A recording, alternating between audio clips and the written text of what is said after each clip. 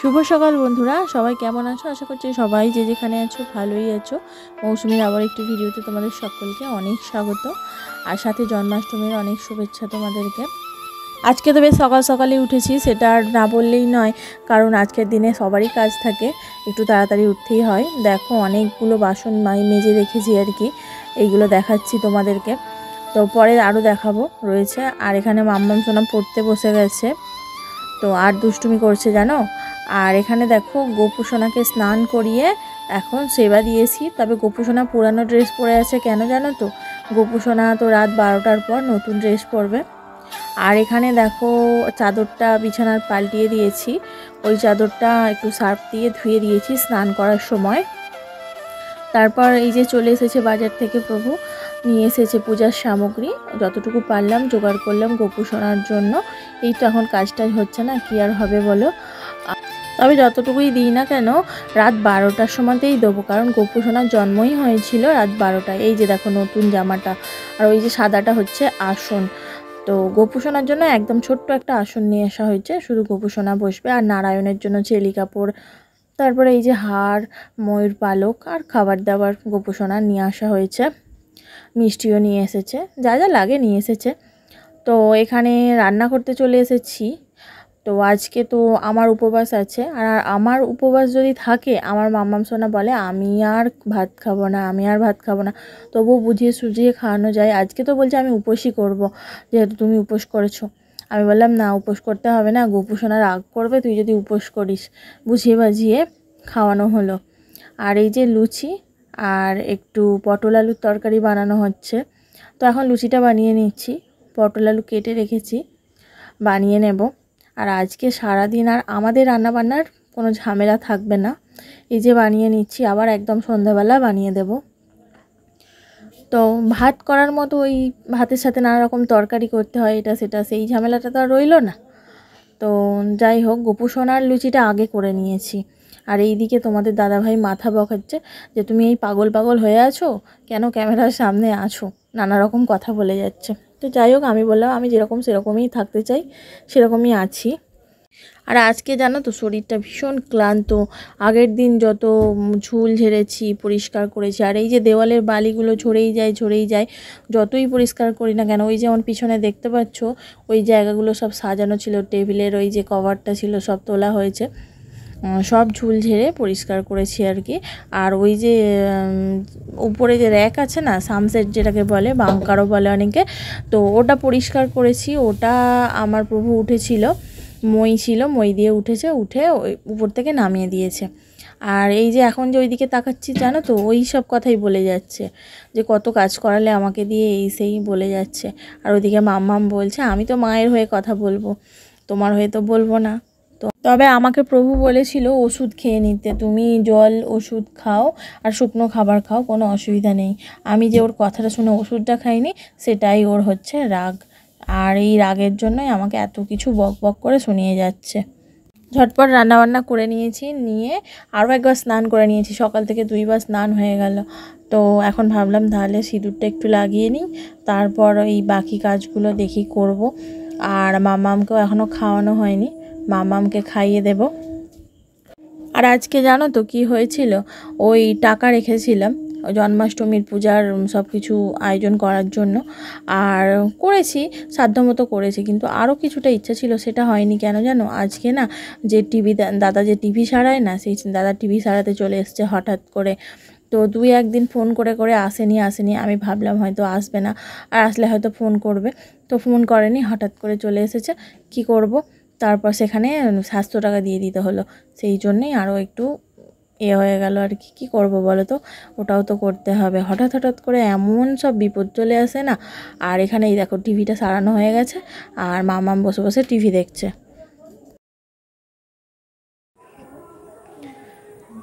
তো টিভিটা এক দাদাভাই সারাতে এসেছিলেন, যিনি আমাদের বারবার সারিয়ে দিয়ে যান।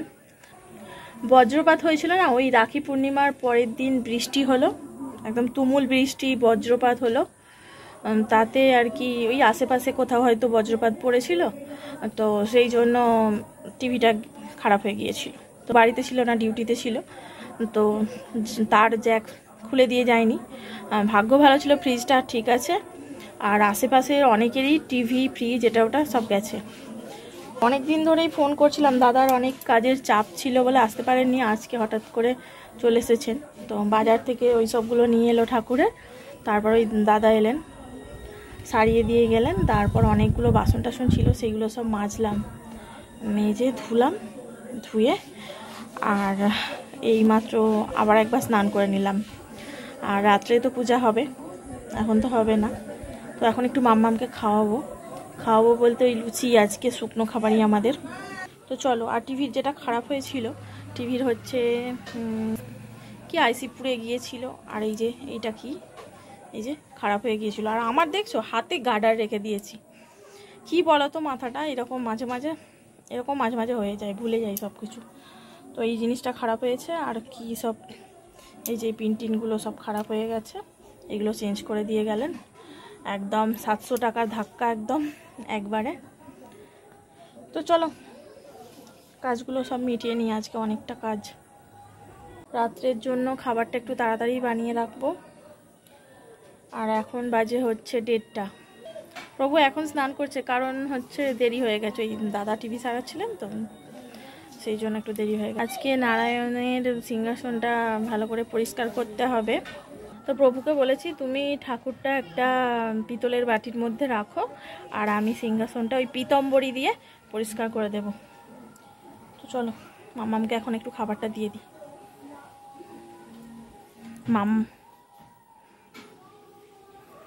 এই টিভি খারাপের জন্য পাগল হয়ে যাচ্ছিল, কার্টুন দেখতে পাচ্ছে না।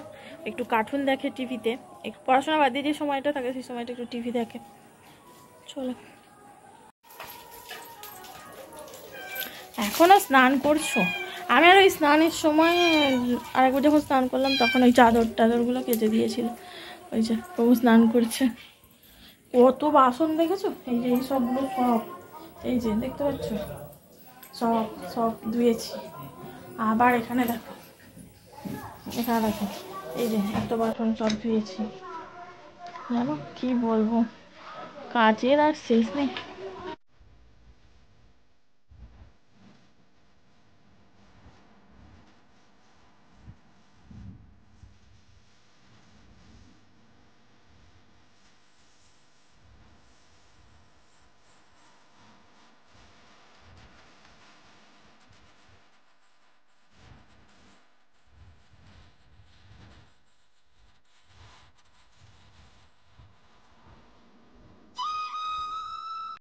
বিকেল 4টে বাজে, আর রাতের খাবারটা বানিয়ে নিচ্ছি, আলু কষা আবার লুচি।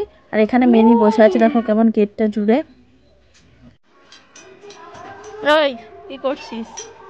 এই দেখো আবার ওয়েদার দেখো কি হচ্ছে।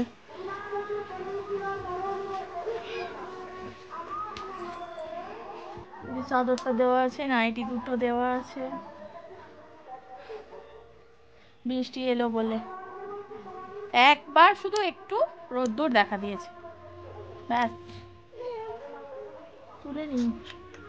তুলে নেবো না, এখন থাকবে, এখন একটু থাকবো, বৃষ্টি এলে তুলে নেব। পুরো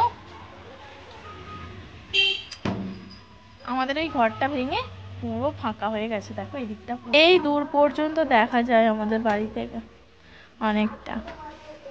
চলো খাওয়া দাওয়া করে নি, এবার ওরা এই যে মাম্মাম দাঁড়িয়ে আছে, আর এইদিকে ঘরে ঢুকে যাচ্ছে। অপুর জন্য আলাদা করে ভেজে তুলে রেখেছি, আর এই যে অল্পটা বেঁচে গিয়েছিল তাল ফুলুরি করে নিচ্ছে। আর মালপোয়াও করেছি অল্প একদম। আর তিলের নাড়ু ওইগুলো সব তো কিনে নিয়ে এসেছে।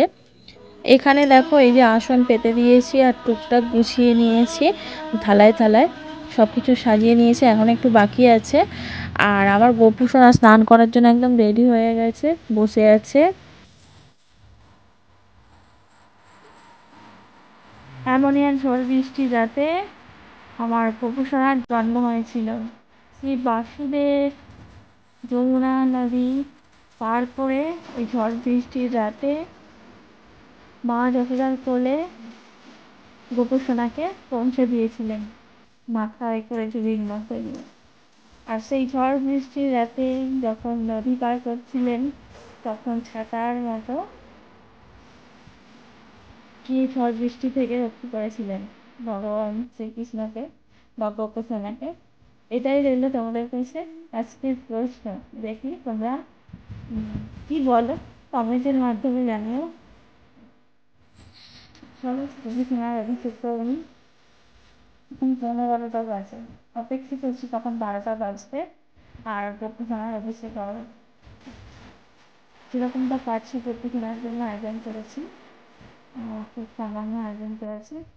আর গোপীসোনাকে যেহেতু গোপীসোনার জন্ম রাত 12টায় হয়েছিল, সেই জন্য রাত 12টাতেই গোপীসোনাকে পূজা দেয়, সেই জন্য অপেক্ষা করে বসে আছি। চলো 12টা বাজতে 5 মিনিট বাকি, গোপীসোনার অভিষেকটা করে নিই। সেটা আর ভিডিওতে দেখাতে পারছি না কারণ ফোন ধরার কেউ নেই, আর প্রভু তো ধুলো দিয়ে দিচ্ছে একটু। এখন বাজে রাত্রি 12:30। আমার জন্মাষ্টমীর পূজা কমপ্লিট, গোপুকে সেবা দেওয়া হয়ে গেল। আর ওই যে দেখো ময়ূর পালকের পিছনে যে সাদা কাগজটায়, ওটা আমার মাম্মাম রাধা লিখে, সেই রাধা লিখে শুভ জন্মদিন গোপু বলে লিখে গোপুর জন্মদিনের গিফট দিয়েছে।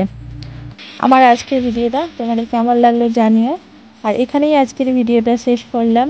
রাধে রাধে, সবাই ভালো থেকো, সুস্থ থেকো। আবারও দেখা হবে নতুন আরও একটি ভিডিওর সাথে। ততক্ষণ সবাই ভালো থেকো আর অল টাইম স্মাইল মুখে রেখে দিয়ে। Tata, good night.